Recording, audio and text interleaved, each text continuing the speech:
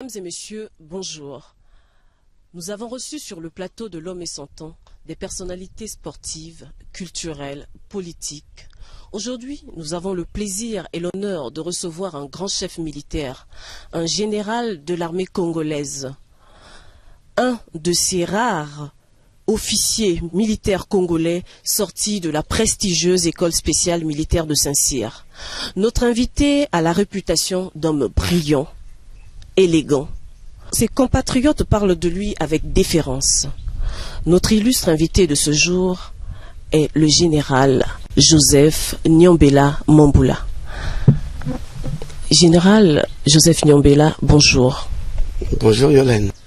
Général, on vous reconnaîtrait de loin et parmi mille avec votre allure et votre démarche particulière, l'épaule légèrement penchée de côté et toujours accompagné de votre pipe et de la canne que je ne vois pas.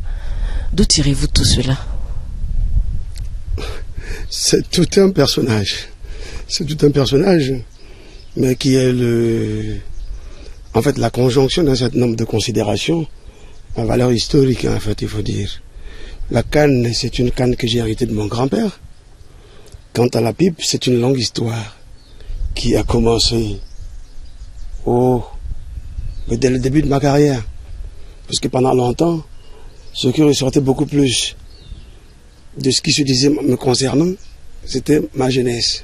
J'étais effectivement jeune, parce que quand je suis sorti d'école en 66, je n'avais que 22 ans.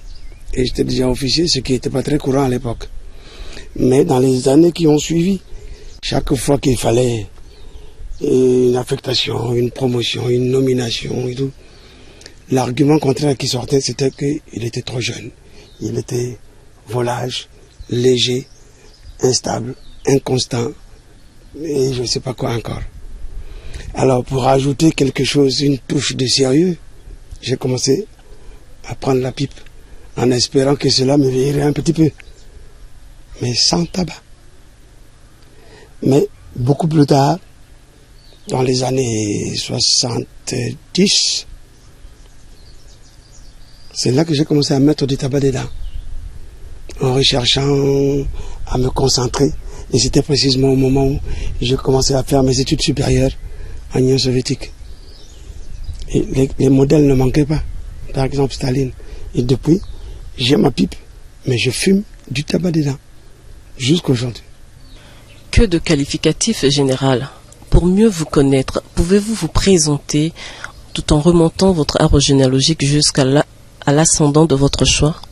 Je suis Nyombela Mambula, de prénom Joseph, largement connu aussi sous l'appellation de Jim. J'ai 63 ans maintenant. Marié, une demi-douzaine d'enfants, plus de filles que de garçons. Je suis né à Moussaka, là. Je suis né à Moussaka, où mon papa était un menuisier. Il travaillait dans l'administration. C'était un menuisier charpentier. Aujourd'hui, on dirait ébéniste. Parce qu'il fabriquait des meubles, il faisait des charpentes, il faisait tas de choses sur du bois. C'était un artiste vraiment sur du bois. Lui-même, c'était le fils unique par sa mère d'un certain monsieur Nyombela, qui vivait dans le secteur de Sengolo, dont le terrain ici porte le nom. C'était le papa de mon père. Un homme assez prospère pour leur époque. Il avait 3 ou 4 femmes et d'autres enfants, un peu moins connus que mon père. Voilà. Ma maman Émilie, est la fille de monsieur Joseph Maokola. Joseph dont je t'étais le prénom. Moi je porte le prénom. Lui, c'est un ancien capita de l'époque coloniale, l'époque de la pénétration française sur la rivière Ndeko.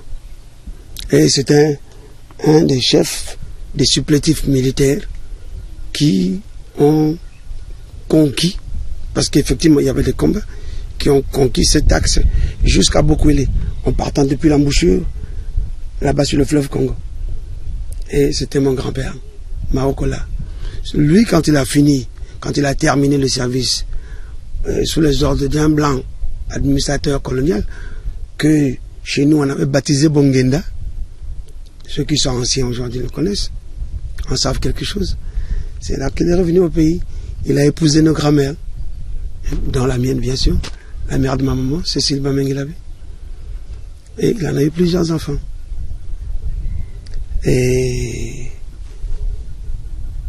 aujourd'hui, bon, je suis là, 63 ans, 2e section à l'armée, général de brigade.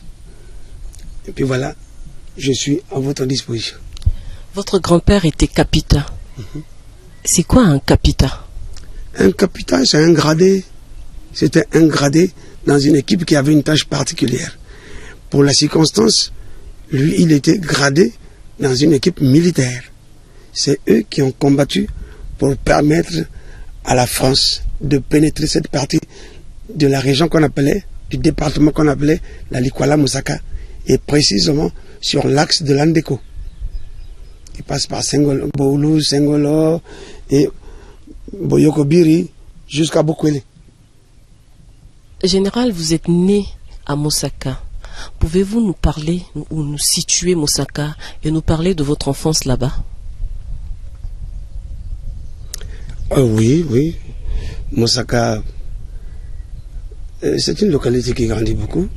C'est une localité qui se trouve sur le fleuve Congo, le long de notre frontière orientale face à la RDC. Et se trouve à 465 km de Brazzaville. Moussaka se trouve dans une zone, au centre d'une zone où pratiquement se jettent tous les affluents du fleuve Congo qui partent du nord. Vous voyez déjà, l'Ubangi passe par là. Comment on l'appelle? Le fleuve Congo passe par là, l'Ubangi se jette un peu plus haut. Vous avez la Likwala aux herbes qui tombe à côté. Et avec la Sanga, ils ont la même embouchure. Il y a la Likwala aux herbes, la Likwala Moussaka par la suite. Et ensuite, il y a des petits cours d'eau comme le Bokoso et tout. Et plus bas, il y a la Lima qui sort 45 km un peu plus bas. C'est le même espace. C'est la partie la plus creuse du bassin du Congo au niveau de chez nous. Et c'est une zone où, quand c'est la période de haute eau, il y a des inondations. Les gens ils se débrouillent pour pouvoir trouver des terres exondées.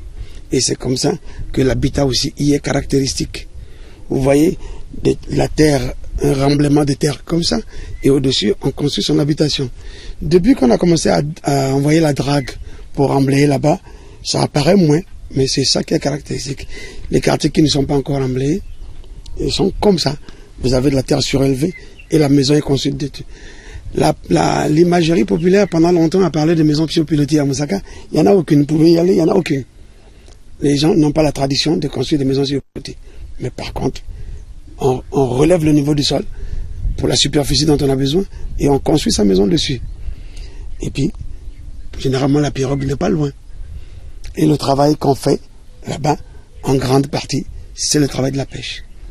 Et c'est une activité assez rémunératrice parce que quand on regarde sur le plan national, en termes de population paysanne, les gens de Moussaka sont relativement prospères à partir de cette activité seulement.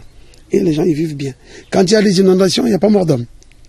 Il n'y a pas mort d'homme parce que les eaux ne s'écoulent pas comme dans les montagnes là-bas où ça se déverse, ça emporte les gens. Non. Ça monte doucement, doucement, mais ça inonde tout et pendant plusieurs mois. Et parce que aussi ce sont les Banamaï, comme on dit. Ah oui, ils sont essentiellement Banamaï. Chez nous, les enfants à partir de 3 ans savent déjà nager. Et ils nagent, ils se lavent au fleuve, ils nagent tout seuls. Et après, bon, ils savent ramer, aller en pirogue, et ils apprennent le métier de la pêche, de tous les types qui existent, de tous les types de pêche qui existent par là, et ils apprennent. Et il n'y a que les paresseux qui ne savent pas faire ça. Mais tout le monde sait faire ça.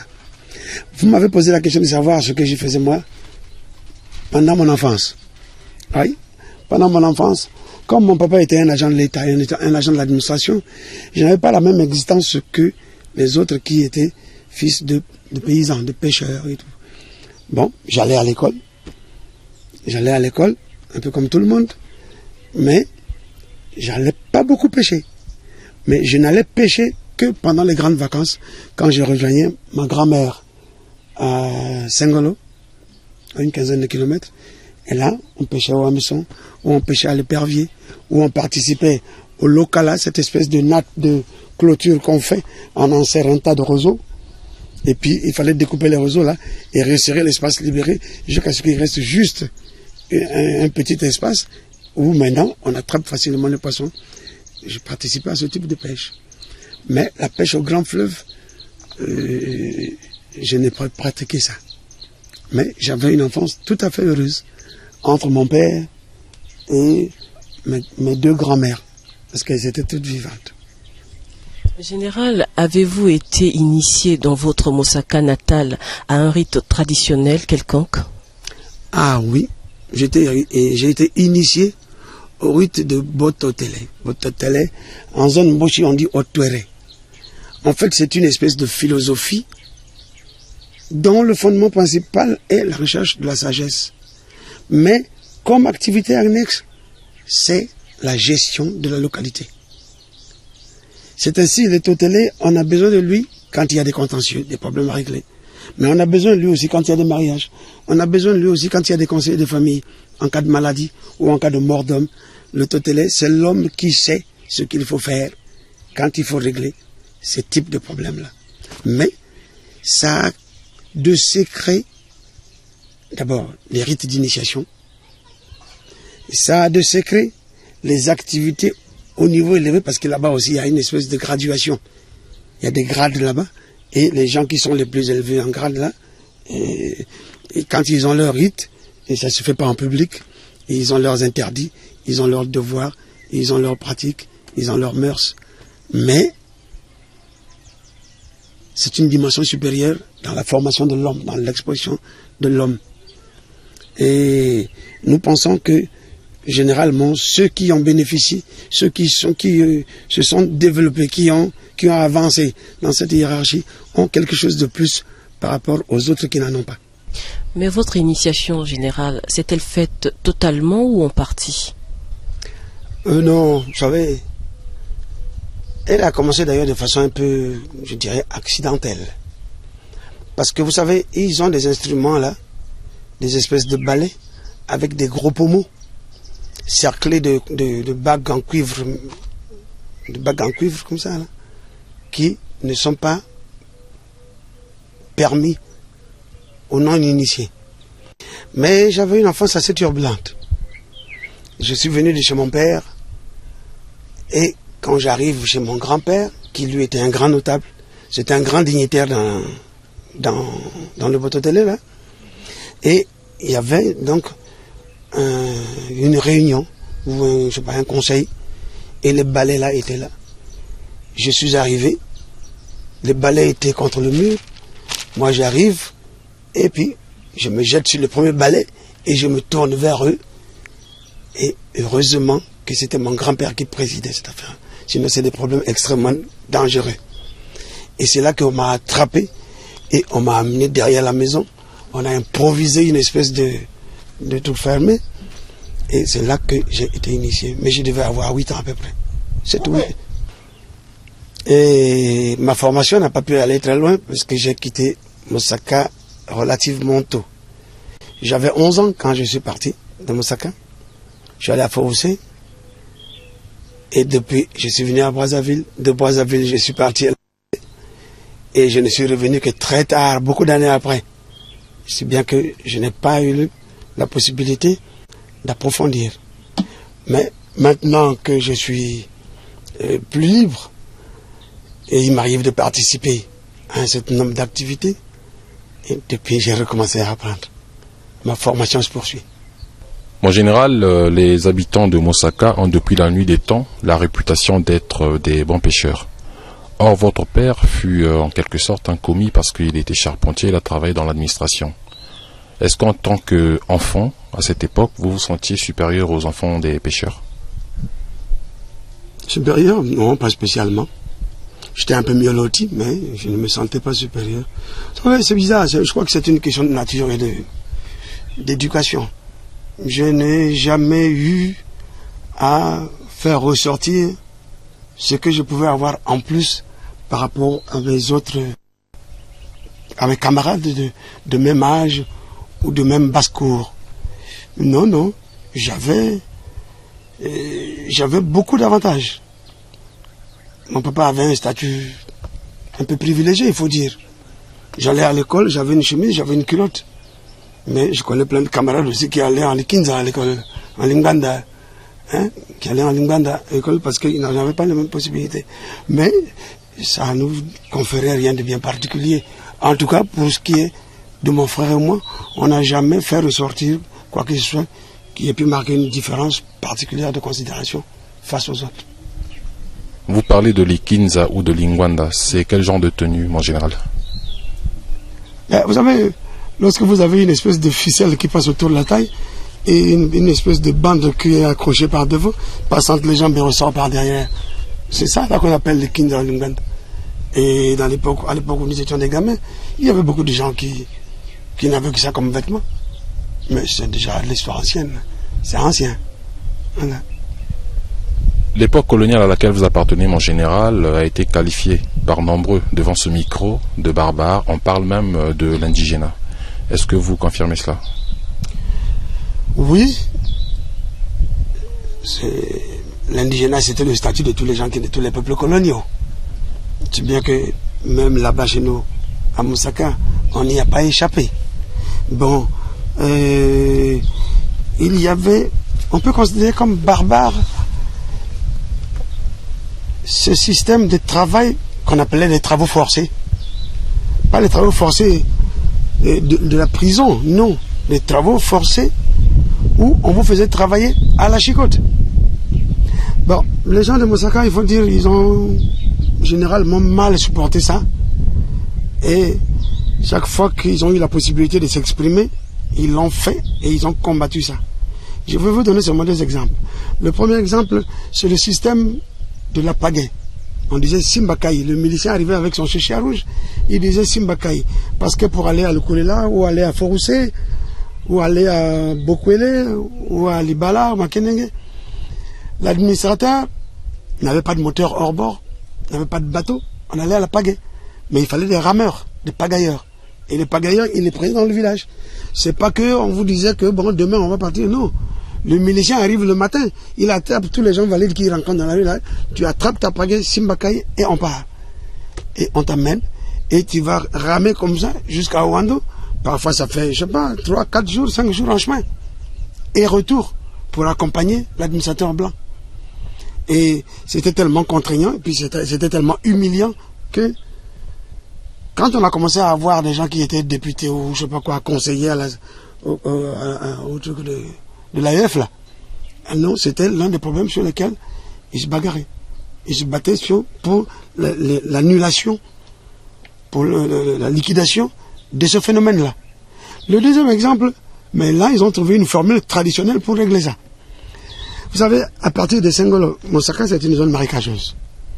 À partir de Sengolo, le relief commence à monter un peu et la terre est limoneuse. Elle est bonne pour l'agriculture.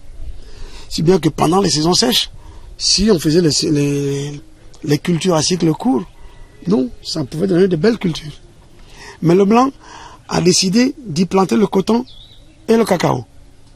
Le blanc a tracé dans le marécage un chemin qui partait de Moussaka directement jusqu'à Sengolo. On n'avait pas besoin de passer par la pirogue. Et il a ouvert des plantations de cacaoyers et de cotonniers. Mais il a commis l'erreur de venir avec la chicotte. Il faisait travailler les gens contre leur volonté. On travaillait pour lui. Je ne savais pas s'il y avait des salaires. S'il y en avait, ça devait être des salaires de misère. Mais il chicotait les gens. Il les fouettait pour les forcer à travailler.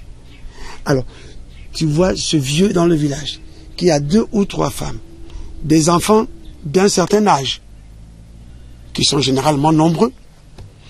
Et il est là avec son grand lingbanda là c'est beaucoup plus large, c'est plus large et tout. Son ventre bedonnant, parce qu'il mange normalement, convenablement.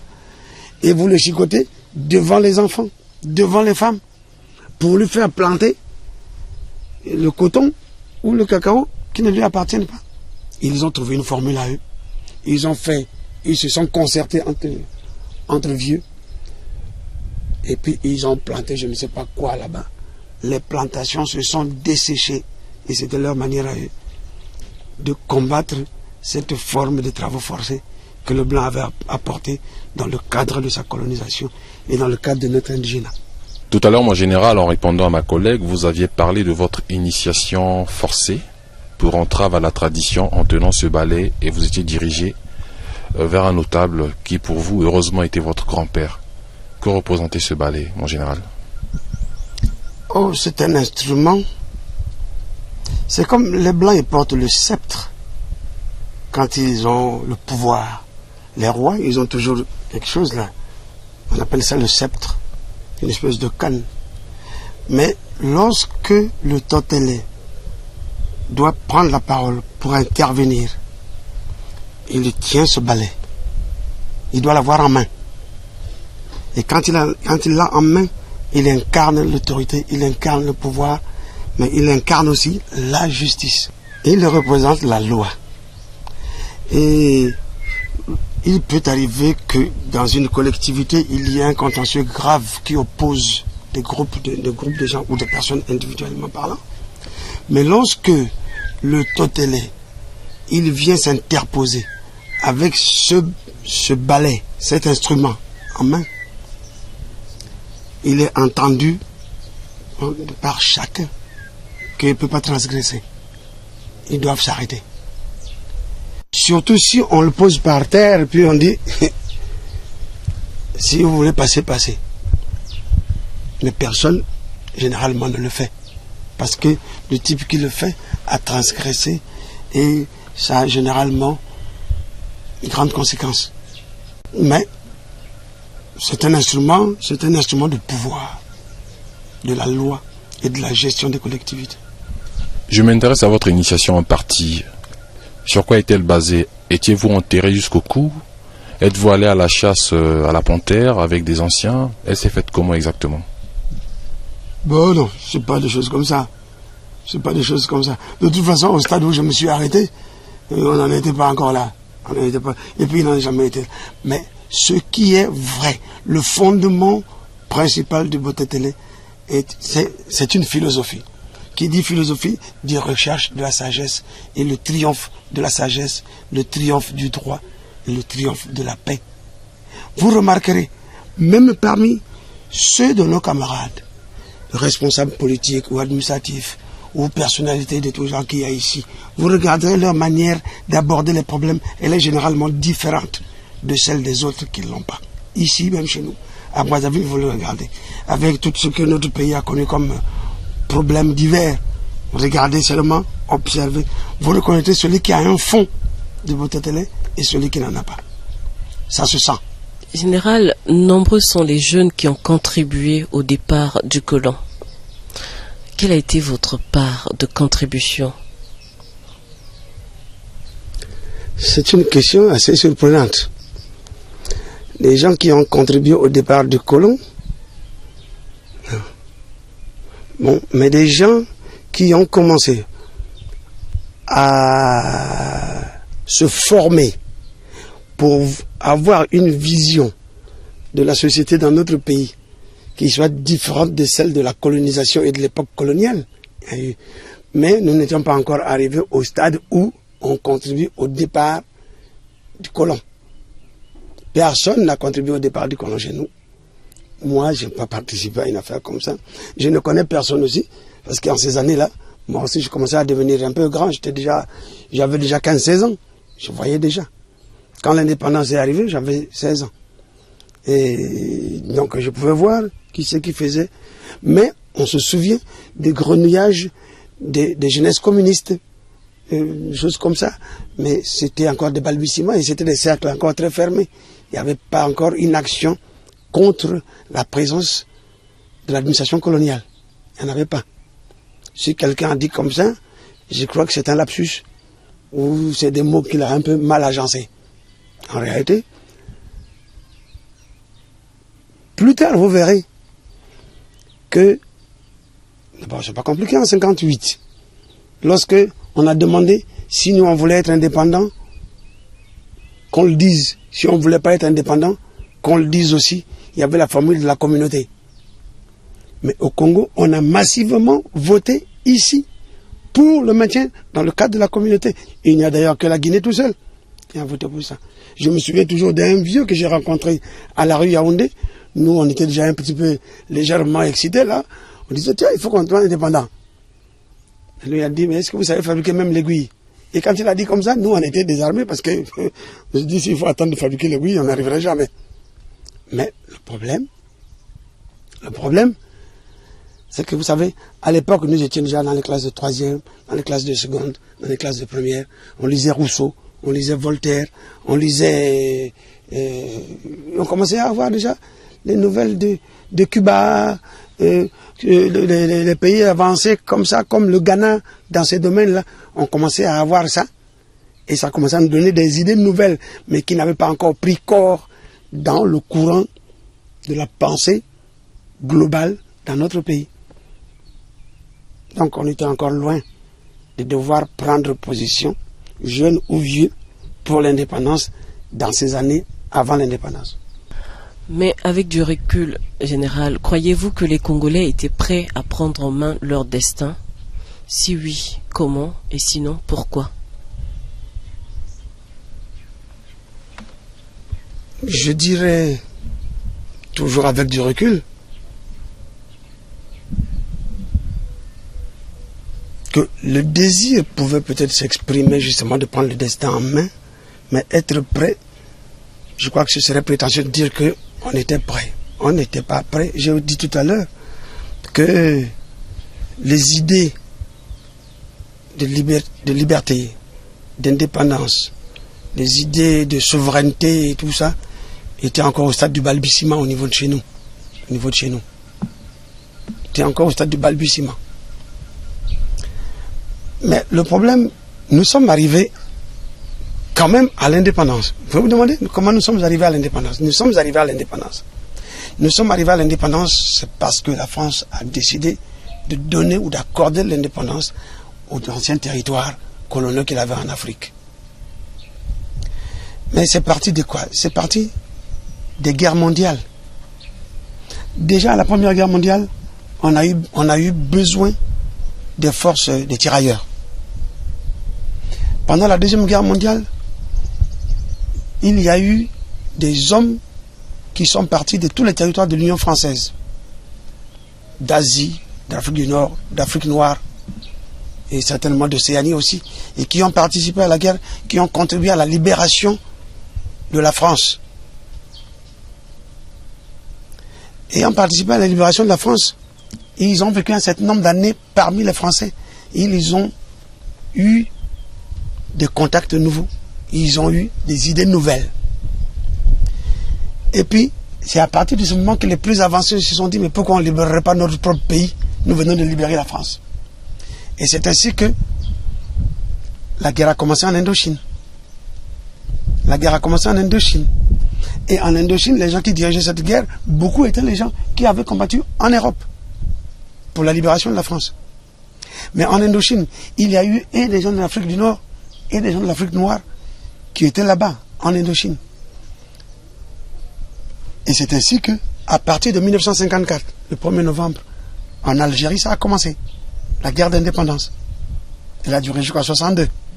Mais il y a des Africains qui étaient là-bas, qui ont combattu là-bas. Nous en avons même, parmi nos anciens là, il y en a beaucoup qui ont combattu en Algérie. Peu avant 1960, l'UPC a commencé la guerre d'indépendance au Cameroun. L'UPC, l'Union des populations du Cameroun, a commencé la guerre de libération au Cameroun. Les Français ont compris que ça devenait trop compliqué. Parce que toute l'Afrique risque de s'enflammer. Ils n'auront pas la possibilité de faire face à ce mouvement militaire de contestation qui était en train de se développer. Alors les Blancs se sont mis à réfléchir à ces choses-là. Il y a eu la loi cadre. Il a commencé un processus d'association des peuples coloniaux à la gestion de leur territoire. C'est comme ça qu'il y avait des assemblées ici, là. Il y avait le Grand Conseil de l'AIF, ensuite des assemblées territoriales. Hein, et puis, en 1958, c'est là où il fallait ou entrer à la communauté ou demander son indépendance. demander son indépendance. Il n'y a que la Guinée qui avait demandé l'indépendance, avec toutes les conséquences qu'il y a eu. Mais nous, on a continué comme ça. Mais à partir de 1958, on a créé la République. Le 11 novembre 1958, la République du Congo a été instituée. C'était la plus grande fête à l'époque du Yulu. C'était la plus grande fête nationale.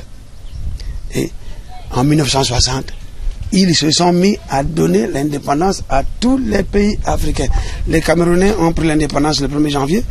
Nous ici, on a eu le 15 août, le Gabon le 17 août, la Centrafrique, je ne sais pas, peut-être le 16 ou le je ne sais pas combien, le mois d'août 60, le Tchad. En fait, tous les pays là ont eu l'indépendance à peu près à la même période. Parce qu'il fallait trouver un nouveau mode de gestion du glacis colonial français. En général, en 1958, on a institué la République, mais la présidence de cette République revenait à qui à ce moment-là? Il y avait un conseil qui siégeait à Pointe-Noire et il y avait un président, parce que c'était législatif, j'ai tout le conseil qui était à Pointe-Noire, hein, mais c'était le type qui présidait ça, qui administrait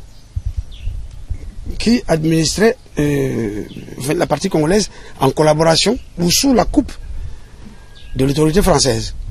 Moi, je me souviens précisément, le président Jacques Opango était vice-président d'une affaire comme ça. Et il avait un bureau quelque part ici, là. Et je me souviens, ça se passait comme ça. Mais il était en 1958, à l'époque d'ailleurs, la capitale du Congo, du Moyen Congo, c'était Pointe-Noire. La capitale du Moyen Congo, c'était à Pointe-Noire. Et ça se passait là-bas. Il y avait déjà des députés congolais élus. C'était pas le suffrage universel encore, mais il y avait une forme de suffrage là, dont je n'ai pas tellement approfondi les détails de la procédure. Mais on avait des députés qui étaient élus, qui siégeaient là-bas.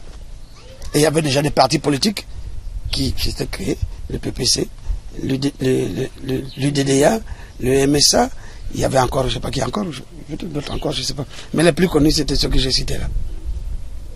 Et les leaders, ils siégeaient pour la plupart tous là-bas. Vous connaissez mieux que nous l'embrasement de 1959. Que pouvez-vous témoigner de ce conflit nord-sud? Ah oui, en 1959, j'étais en 4e au lycée Savognon de Brazza, là. C'était un peu compliqué, c'était compliqué. Effectivement, les gens se sont entretués ici. J'avoue que moi, j'ai continué à aller à l'école jusqu'au mercredi parce que ça a duré une semaine. J'ai continué à aller à l'école jusqu'au mercredi. Mais à partir de mercredi, c'était devenu impossible. Et c'était, à l'époque, il y avait déjà l'apparition de calibre 12, des fusils simplex calibre 12, là. C'était déjà entré dans la danse. Mais en dehors de ça, il y avait les couteaux, les machettes, les saguets et tout ça là. Et beaucoup de gens ont été blessés. Il y a eu aussi des morts. Mais c'était encore rien par rapport à ce que nous connaissons maintenant. Mais les choses sont curieuses. Mais d'où c'est parti? C'est parti simplement à partir d'un changement de majorité à l'Assemblée territoriale qui se trouvait à Pointe-Noire. Et d'ailleurs, cette majorité n'était que d'une voix. Alors le député là, Yanga, je crois qu'il s'appelait comme ça, Yambo, oui, et il avait changé de camp, et la majorité a changé. Mais, bon, ça a créé quelques frustrations dans la salle, c'est vrai, mais c'est plutôt dans la cité que ça a créé beaucoup plus de problèmes. Quelque part dans un Ganda où les gens buvaient le vin rouge, parce qu'à Pointe-Noire, c'est ce qu'on buvait le plus.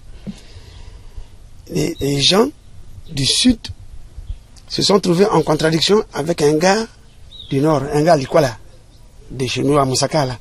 Il avait même un nom prémonitoire, parce qu'il s'appelait Ewotumba. Il a des fils là, c'est-à-dire mort à la guerre. C'est lui que ces gens ont tué à cette occasion-là. Et c'est comme ça que la guerre a commencé.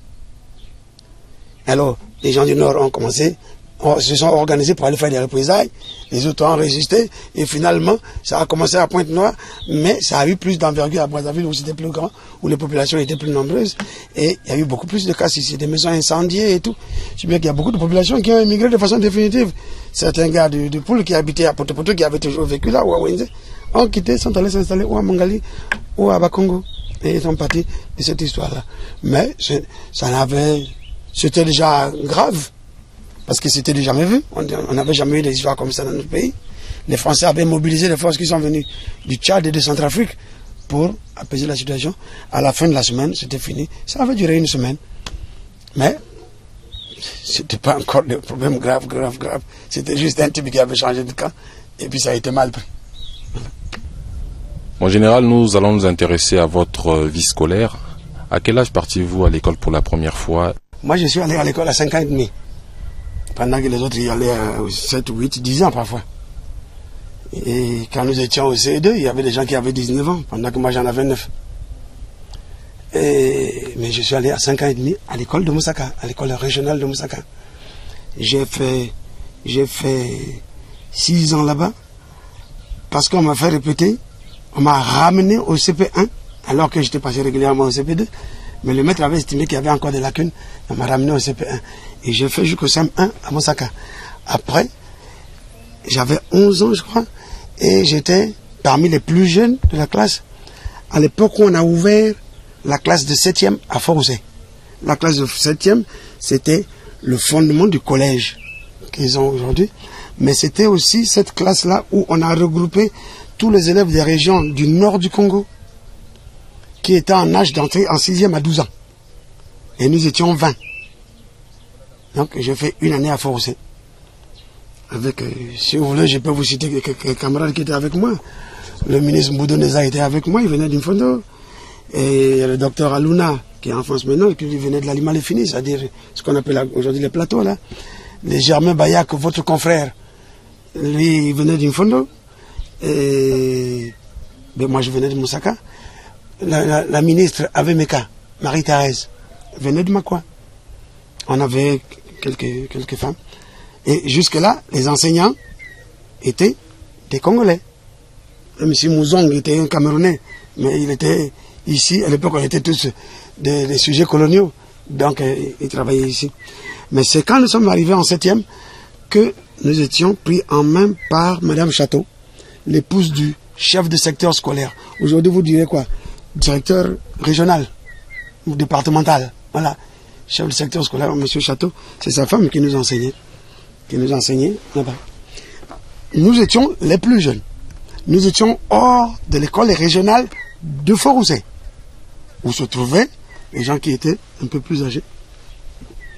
Faut-il que je vous cite ceux qui étaient là-bas? Oh, vous pouvez le deviner tout seul. On ne peut pas deviner puisque c'est votre époque. Ah d'accord.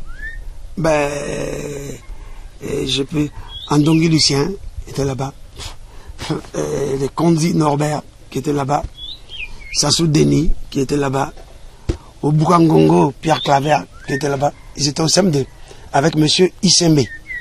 Monsieur Issembe René, c'est un Gabonais, oui, qui était directeur de l'école régionale. Et ils étaient à l'école régionale, ils étaient plus âgés. Nous qui étions un peu plus jeunes, nous étions en classe de 7e.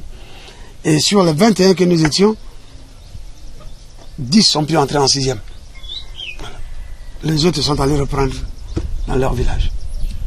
Ensuite, vous arrivez à Brazzaville, vous habitez dans quel quartier? Et puis Brazzaville à cette époque se présentait comment? Bon, faut dire que malgré mon caractère turbulent, j'étais relativement timide. Si bien qu'à Brazzaville, l'étendue du quartier, je ne connais pas beaucoup. Mais je sais, par exemple, que bien sûr, Poto existait, Mongali existait, Wenze existait. Par ici, ça s'arrêtait là. Si vous montez du côté de l'aéroport là-bas, on parlait d'un Gamaba. Il y avait un Gamaba. J'y suis allé une fois parce que il y a un de mes beaux-frères qui travaillait là-bas, le PTT, parce qu'il y avait le champ d'antenne là. C'était un type de PTT. Bon, de l'autre côté, il y avait Bakongo et il y avait Mukuniwaka. Makeleke n'existait pas encore. Et Mukuniwaka, bon, le cimetière venait de transférer de derrière la télé à là où il se trouve là-bas maintenant, là, ce que vous appelez ma campagne. Mais cet espace, à l'époque aussi, était libre. Moi, j'habitais à Poto. J'habitais au rond-point de Poto. Au rond-point de Poto, sur la rue Yaoundé, à la hauteur du temple protestant. Mais je dirais aussi qu'à Brazzaville, c'était, surtout la première année, était la période la plus difficile pour moi quand je faisais les études. J'étais demi-pensionnaire au lycée Savoyard de Brazza. Dieu merci, je l'étais. Parce que j'avais la gratuité des bouquins, des fournitures. Bon, j'avais un pécule trimestriel de 3200 francs. Je mangeais à l'école à midi et je revenais à Poto. Mais à Poto, parfois, il n'y a pas le pétrole, il n'y a pas la lampe. C'est bien que je ne mentirais pas si je disais que je suis le premier élève congolais à avoir commencé à lire dans la rue. Je le faisais là, à l'entrée de la maison commune de Poto. Là où il y a le mât de drapeau à l'entrée, là, il y avait une ampoule là. Et je venais m'asseoir sur les marches d'escalier là pour lire le soir. Ça m'est arrivé. Mais quand j'étais en 6e. Après, les choses se sont beaucoup plus stabilisées. Après, j'ai eu une vie un peu plus maîtrisée. Et puis les études se sont déroulées aussi correctement. J'ai pas répété de classe. Quand j'ai failli perdre une année, c'est quand mon adolescence où ma puberté commençait à s'exprimer. J'ai commencé à perdre un peu plus de temps en dehors de mes cahiers. Et puis voilà, mais je m'en suis aperçu tout de suite et j'ai remis de l'ordre dans mon rythme de vie. Les aventures galantes, c'était réservé aux grandes vacances. Et puis les études se sont passées très bien. J'ai eu mon bac première partie, mon brevet d'abord normalement en 60, mon bac première partie en 62 et mon bac deuxième partie en 63. L'enfant turbulent qui s'est assagi en quelque sorte. Ah ben disons qu'il s'est guidé lui-même. Il s'est guidé. C'est bien d'être turbulent, parfois c'est utile. Mais c'est bien aussi parfois de savoir jusqu'où on peut aller dans sa turbulence et jusqu'où on ne peut pas aller. Parce que sinon on perd le bénéfice de ce qu'on a. Vous savez, notre camarade Misamou José le Salsero, c'était l'un des meilleurs élèves de notre classe, si ce n'était pas le meilleur. Le meilleur élève de notre classe. Il était interne au lycée Savognon Boisa. Il n'était jamais plus bas que 5e. Mais quand on est arrivé en 3e, il a eu des nouvelles amitiés au niveau de Poto. C'est là qu'il a commencé à s'imprégner de la musique et il a perdu le contrôle de son existence. Il a fait le brevet, quand on a fait la première session, il n'a pas réussi. À l'époque, il existait la deuxième session, mais il ne s'est pas présenté à la deuxième session et il est parti faire la musique en Côte d'Ivoire. Il n'est revenu qu'en 73, mais quand il est revenu, moi j'étais déjà capitaine. Vous voyez? C'était un garçon brillant. Même l'espagnol, quand il chantait là, c'est l'espagnol que nous avons appris au lycée ensemble. Nous avons appris l'anglais, nous avons appris l'espagnol. Il a pu entrer à Air Afrique facilement parce qu'il avait une connaissance de l'anglais qui était consistante, que nous avions eu ensemble au lycée. Et quand il chante le salsero, c'est parce que l'espagnol là, nous avons appris aussi ensemble au lycée.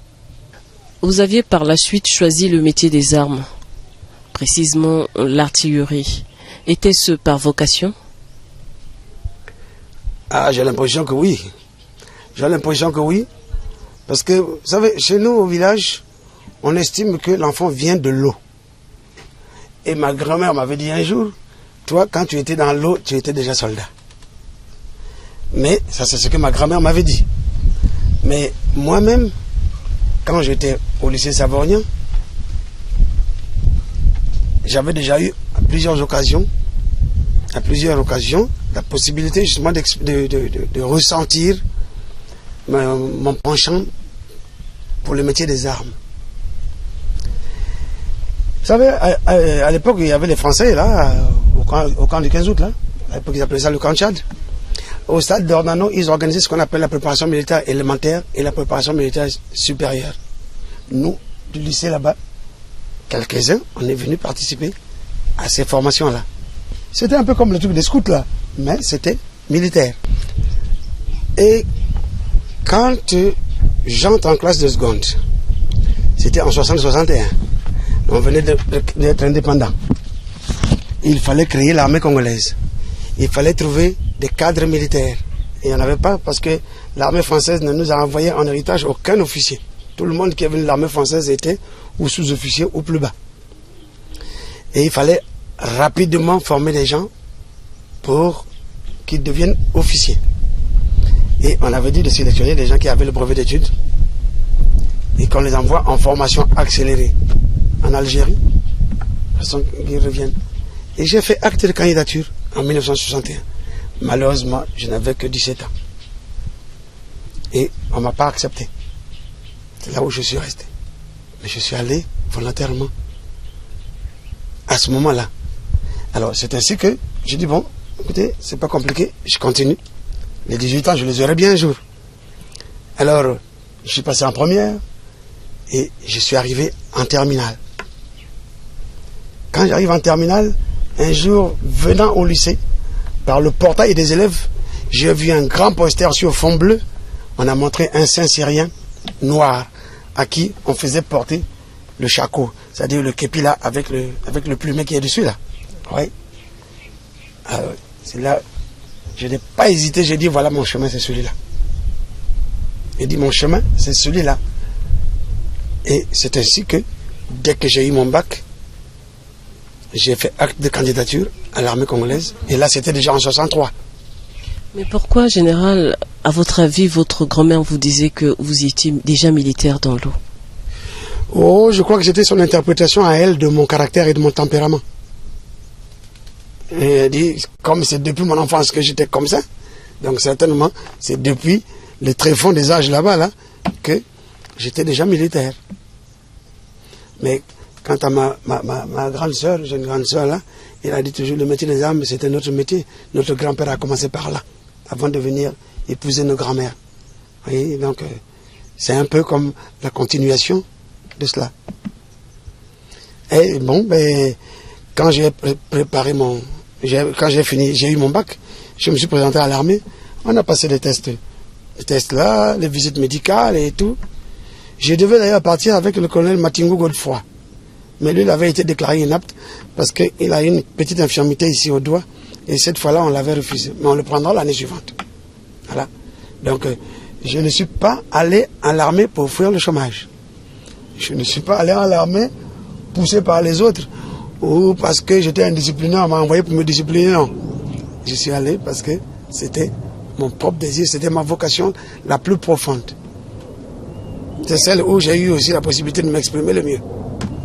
Ce qui veut dire que la version selon laquelle c'est d'après un accrochage entre les gendarmes et les militaires à Moussaka que vous avez opté pour l'armée est fausse. Oui, en réalité, pour ce qui me concerne, ce n'est pas vrai. Il y a certaines personnes pour lesquelles c'est valable, mais pour ce qui me concerne, ce n'est pas vrai. La preuve, j'ai déjà exprimé le désir d'entrer à l'armée en 1961. Et l'accrochage auquel on fait allusion date du 14 août 62. Voilà. Et en 63, quand j'ai eu mon bac, bon, je me suis engagé à l'armée parce que je l'avais toujours désiré. Mais, et puis c'était même pas tous les élèves, c'était mon frère et moi contre les gendarmes. Et comme il ne fallait pas nous toucher, bon, la population nous a aidés à les taper. Et on les a tapés. Mais général, lesquels donc sont entrés dans l'armée suite à cet accrochage? Il y a beaucoup de gens qui sont entrés dans la gendarmerie suite à cet accrochage. La promotion qui est entrée en 62, fin 62. Et généralement, ils sont venus, ils ont fait leurs 2 ans. Je connais un certain nombre de gens. Il y avait Mbunga qui vendait les parfums là, à l'avenue de France. Lui, il est de cette vague-là. Monsieur Mimiessé, il est décédé. Lui est entré dans cette vague-là. Je parle de ceux qui sont à Moussaka, hein, ceux de Moussaka. Oui, voilà des gens qui sont entrés en réaction à cette situation. Parce qu'en fait, les gendarmes avaient un comportement qui était excessivement mauvais. Ils étaient mauvais. Ils étaient violents avec les populations. En fait, c'était leur réaction au phénomène de l'autonomie qui avait été accordée par le gouvernement Yolo au district de Moussaka, qui était devenu le district autonome de Moussaka. Les gendarmes là qui sont arrivés de Forusé, et pour la plupart, ils étaient tous originaires de la région de ce qu'on appelle la cuvette aujourd'hui. Alors, ils n'avaient pas beaucoup aimé ça. Alors, quand ils sont venus, les gendarmes se sont comportés un peu comme un pays conquis, et pour moindre prétexte, ils boxaient les gens. Et ce jour-là, ils ont eu le malheur de tuer à mon frère. Et puis, bon, on ne leur a pas permis. Mon frère et moi, on est tombés dessus à bras raccourcis. Et puis, les autres sont venus nous aider. Hein, les autres du village sont venus nous aider. Et au bout d'une semaine, Ngouelandele, là, le général, c'est lui qui commandait ce détachement, a ramené ces gendarmes à Forusé. Et ça s'est arrêté comme ça. Mais la tenue ne représentait-elle pas quelque chose pour vous à cette époque-là? Le problème, ce n'est pas celui-là. Le problème qu'il y a, c'est que il y a la manière d'être avec les populations. Moussaka, c'est une localité où les gens sont extrêmement gentils. Les gens, ils sont très bien, ils sont accueillants, ils sont tout. Et très fiers. Ah, certainement très fiers aussi. Mais si vous débordez un peu avec eux, ils vous oublient. Et c'est ce qui est arrivé aux gendarmes. Les gendarmes sont arrivés, ils se sont mis à taper tout le monde, boxer tout le monde. Il y a un vieux à qui ils ont cassé des côtes à coups de brodequin, comme ça. Mais c'est des choses qui ne se sont jamais vues chez nous. Ça ne s'est jamais vu. Et alors, quand nous avons donné l'occasion, nous avons servi un peu de stimulant, si vous voulez. Nous avons déclenché ça. À partir de ce jour, chaque jour, un gendarme était agressé dans la cité. Et au bout d'une semaine, le général Ngwelondele, qui était à l'époque maréchal logis-chef, a obtenu de ramener son détachement à Fort-Roussel. Général, vous venez de dire quelque chose. Vous avez parlé de l'autonomie de Moussaka. C'est une première pour nous. Ah bon? C'est une première. Mais Moussaka, bon, comme aujourd'hui, c'était un district qui appartenait à la région de la Likwala Moussaka. Mais Moussaka, c'est la circonscription la plus au sud de cette région, qui était plus éloignée de Fort-Roussel que tous les autres districts. À l'époque, il n'y en avait pas beaucoup. Il y avait Makwa, il y avait Kélé, il y avait Bunji, je crois aussi. Et il y avait qui encore? Et Vaux, je crois. Mais ils étaient plus proches. Et les communications avec Moussaka étaient plus difficiles. Bon, mais quand on avait les dotations qui arrivaient, il fallait aller à Fort-Roussel pour aller les prendre et les ramener, alors que c'était plus simple d'envoyer la tranche de Moussaka directement par bateau, ça arrive à Moussaka et ça descend là. Et pour un certain nombre d'autres considérations aussi, qui seraient trop long de développer, et les populations avaient demandé, et on finit par obtenir qu'il soit accordé l'autonomie administrative. De ce fait, Moussaka était devenu préfecture autonome de Moussaka. Et il y a beaucoup d'édifices administratifs qui sont là, qui datent de cette époque-là. C'est pour ça que le ministre le plus populaire dans le gouvernement de Yulu à Moussaka, c'était le ministre Nzalakanda, qui était ministre de l'Intérieur. C'est lui qui était allé proclamer ça. C'est lui qui était le plus populaire là-bas. Avec du recul, en général, comment est-ce que vous appréciez votre comportement de l'époque? Les jeunes qui portent main aux hommes en tenue. Mais quand je regarde aujourd'hui, avec l'âge, avec la maturité, mais avec la formation aussi que j'ai, il y a les deux. Je dis, c'est mauvais de boxer. Donc c'est mauvais pour le citoyen, c'est mauvais pour l'agent de force de l'ordre. Mais c'est bon d'avoir boxé parce que le militaire qui est là, qui boxe les populations, qui agresse les populations, il cause une entorse, une entrave fondamentale sur son statut. C'est que, j'entends beaucoup de gens parler du caractère républicain des forces armées. Mais le caractère républicain des forces armées a pour fondement le fait que l'armée appartient à la nation. C'est-à-dire que chaque individu tel que nous sommes là, nous sommes une part du propriétaire des forces armées. C'est comme moi j'ai mon chien là. Si mon chien se met à me mordre, ça ne marche plus. Si mon chien me mord, je le tue. Et si mon militaire vient, il se met à utiliser l'arme que j'ai achetée pour lui donner pour son travail, pour me faire du mal, ce militaire-là, il est en contradiction avec son statut. Et dans ces conditions, il mérite une sanction. Et si moi j'ai à titre personnel la possibilité de la lui administrer, je le fais. Parce que lui n'a pas le droit de faire ça, d'utiliser et sa force qui est entretenue par l'argent que j'ai donné, et le fusil qui est acheté par l'argent que j'ai donné, et son statut de militaire, parce que l'armée c'est pour nous, c'est pour notre nation. Hein? Les budgets sont votés par notre assemblée, qui nous représente là-bas. Il n'a pas le droit d'utiliser tous ses attributs pour faire du mal, en fait, au réel commanditaire de sa situation, de son statut. Parce que le réel commanditaire, c'est nous les citoyens. Vous parlez si bien, mon général. On va revenir à vos débuts dans l'armée. À vous entendre parler, à vous voir, vous avez belle allure, vous êtes aussi costaud, vous êtes encore fort. Vous avez une très forte expression militaire. Ça veut dire que vous avez été très très bien formé dès le début. Mais vos formateurs, qui sont-ils? Est-ce que vous avez une idée de ce qu'ils ont formé à vos débuts dans l'armée? Étiez-vous le seul à bénéficier de cette formation? Vous souvenez-vous de vos amis? Vous savez, d'abord, je n'ai pas été formé ici au Congo. J'ai été formé à l'étranger. Et ma chance, c'est d'être passé par les écoles qui ont une réputation mondiale, une réputation établie. Et si je sors de là comme quelqu'un qui a pris de l'eau dans une main au doigt écarté, vraiment là c'est ma faute. Mais généralement, j'avais toujours bien étudié Et ma foi, il est normal que j'en sois sorti avec un bagage relativement consistant. C'est tout à fait normal. Et je suis passé par là. Les enseignants là-bas, c'est des Français. Et les autres qui sont passés par là-bas, en général, ils sont brillants. Les autres qui sont passés là-bas, en général. D'abord, pour entrer là-bas, le concours là, il est compliqué. À notre époque, ce concours se préparait en un an. On allait en classe préparatoire dans les grands lycées. Quand vous entendez Corniche, c'est les centres où on va préparer les concours d'entrée dans les grandes écoles. À notre époque, ça se passait en un an. Moi, j'ai eu la chance d'avoir passé et d'être admis juste au bout d'un an. Mais les autres, ils prenaient 2 ans, 3 ans, 4 ans, parfois 5 ans. Celui qui redoublait, on l'appelait carré. Celui qui triplait, on l'appelait cube. L'autre, c'était bica. Et il y avait même des pentas. C'est moi pour un concours d'un an. Vous voyez, donc le triage est très difficile. Donc, quelqu'un qui entre là-bas, déjà par lui-même, il a une certaine capacité. Moi, je ne parle pas de ceux qui entrent par les filières de la coopération africaine où on prend quelqu'un directement du bac et on envoie directement à l'école. Non, moi, je parle de ceux qui ont préparé les concours et qui y sont entrés. Donc, qui ont pris le moule complet que les Français ont préparé pour ceux de cette école-là. En dehors de vous, il y avait qui d'autre, mon général? Oh, moi, j'ai des anciens. Le premier d'entre nous qui est entré là-bas, c'est le général Raoul Alfred. Ensuite, il y a eu le général Goma et Kimwalan Kaya, je ne sais même pas quel grade on lui a donné après les réhabilitations là. Donc il y a eu Chiluemba, et puis ensuite il y a eu Hector Wamba et moi, nous sommes dans la même promotion nous deux là.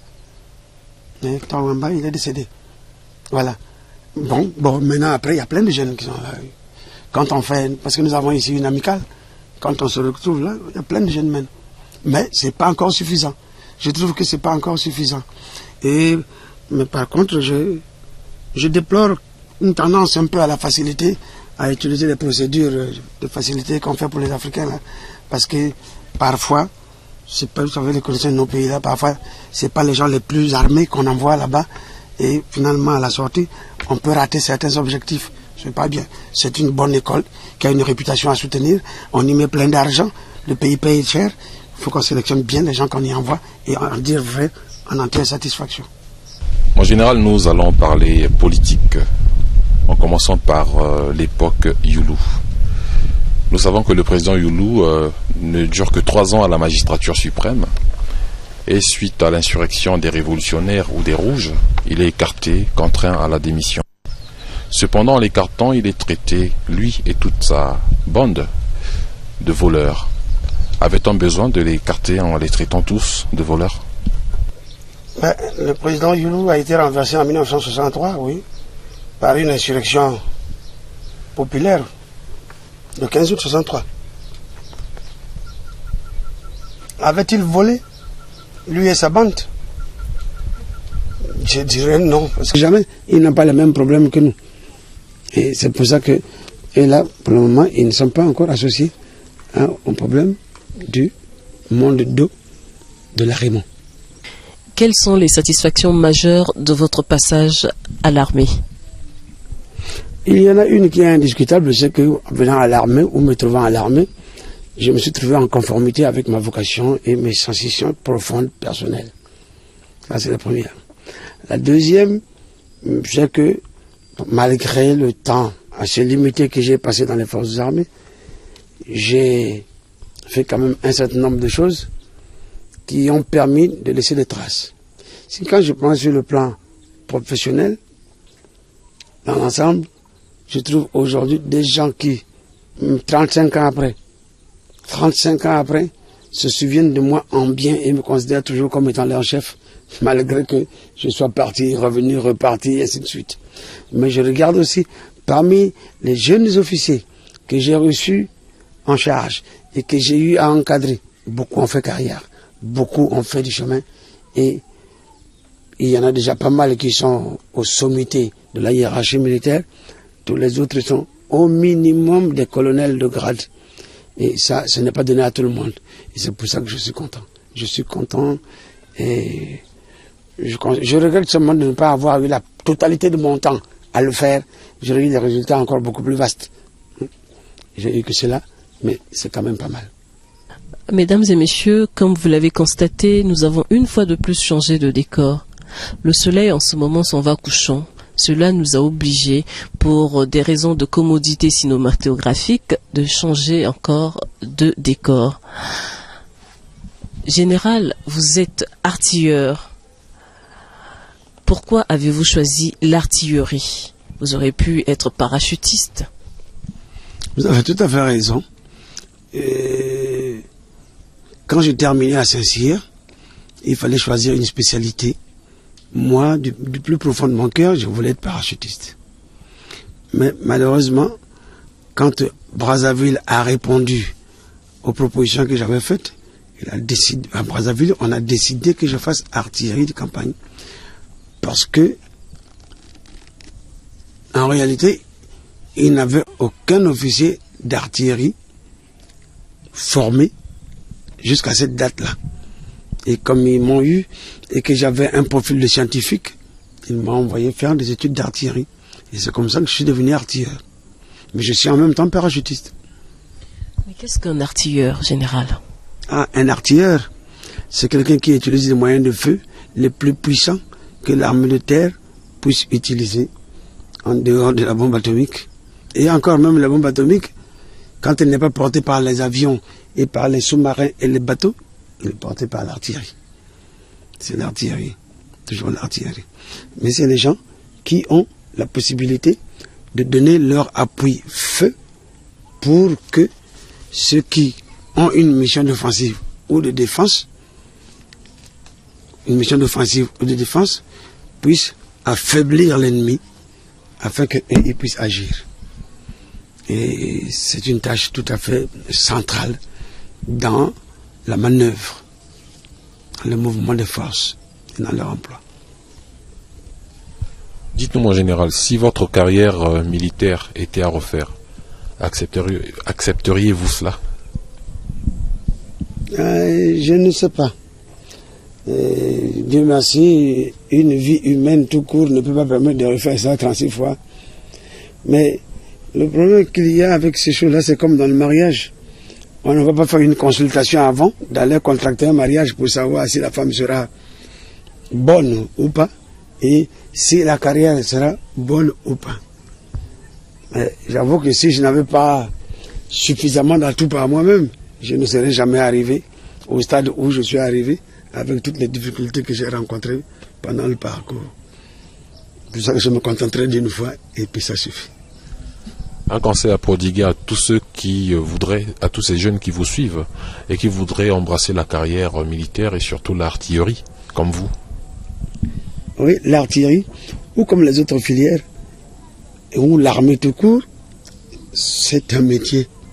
Et comme tous les autres métiers, ça s'apprend. Et quand vous apprenez, on vous enseigne les préceptes fondamentaux. Et il faut les suivre. Si vous les suivez, en tout cas, surtout dans l'armée où tout est écrit. Même toutes les procédures sont écrites. Et vous n'avez rien à improviser, tout est prévu.